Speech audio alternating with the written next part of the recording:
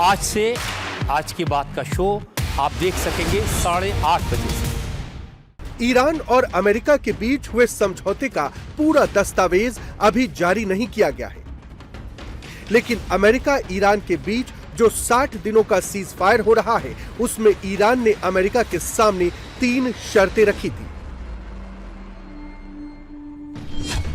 नौसैनिक नाकेबंदी खत्म करना, युद्ध और सभी सैन्य कार्रवाइयों को रोकना और ईरान के फ्रीज्ड फंड को जारी करना।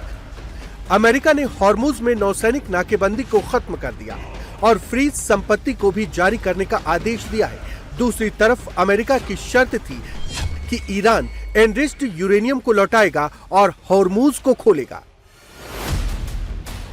ईरान ने पहली शर्त को लेकर कहा कि अगर 60 दिन के भीतर अमेरिका ने फ्रीज संपत्ति को लौटा दिया तो परमाणु हथियार कार्यक्रम को लेकर आगे की बात की जाएगी। हालांकि हॉर्मुज खोलने को लेकर ईरान ने हामी भर दी, लेकिन सवाल यही तो है कि युद्ध शुरू होने से पहले हॉर्मुज खुला हुआ था, तो अब अगर हॉर्मुज खुल जाएगा तो ट्रंप की जीत कैसे है? दूसरी बात यह है कि ट्रंप ने कहा था कि ईरान को एनरिच्ड यूरेनियम सौंपना होगा। इस पर तो 20 अगस्त के बाद बात होगी।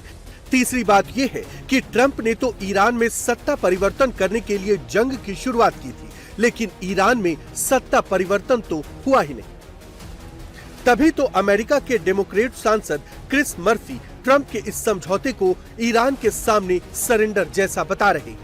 हालांकि उन्होंने ये भी कहा कि ऐसे समझौते का स्वागत किया जाना चाहिए, क्योंकि युद्ध जारी रहने से अमेरिका और कमजोर होगा।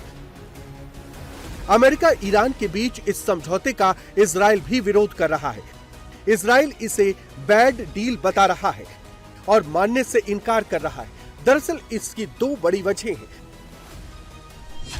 पहली वजह तो यह है कि डील में ईरान के बैलिस्टिक मिसाइल कार्यक्रम पर रोक लगाने की बात नहीं है, और दूसरी वजह यह कि हिजबुल्लाह समेत दूसरे प्रॉक्सी को ईरान के समर्थन के मुद्दे पर भी डील में कुछ नहीं कहा गया है।